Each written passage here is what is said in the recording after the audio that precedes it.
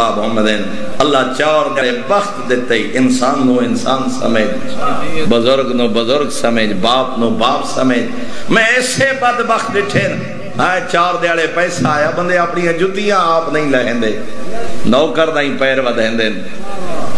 میں ایک بہت بڑی شخصیت ڈٹھا جوان آدمی اور بزرگ نوکر باپ دی عمر دا بھرے مجمع جو اس بندے پیر ودھائے اس سفید ریش بزرگوں دیاں جتیاں لاہائیاں بعد اس سفید ریش بزرگوں دیاں جرابہ لاہائیاں فرعون نہ بان مالک دا عبد بان کے گزار اللہ جانے وقت قدم بدل جائے مومن اور میرے محترم اسد اپنا چار دیڑے اچھا اپنا کم کرنا پسند نہیں کر دے میں 4 یا 5 دیڑے پہلے ایک ولیمے تے بیٹھیا سے اس سے ٹیبل دے ہوتے پانی بھی پہ آئی جگ بھی پہ آئی اس شخص سے دور ہوئے غریب آدمی بلا کے اور ہوئے بدتمیزی نال بلا کے انہوں نے میں پانی پا کے دے یہ 14 دی سیرت نہیں یہ 14 دا اخلاق نہیں اسد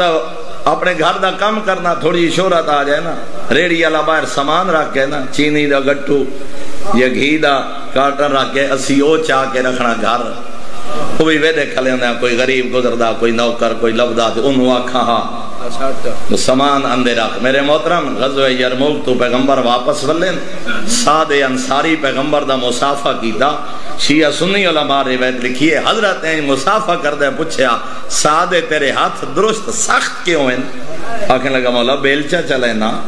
کدال چلے نا مزدوری کرے نا اپنی روزی آپ کمے نا توجہ بیٹھے ہو فقبل الرسول یدے نبی نے سعد دے ہاتھ چومے ہاتھ چوم کے پیغمبر نے وہ ہاتھ بلند کر کے آکھیا او میرے صحابہ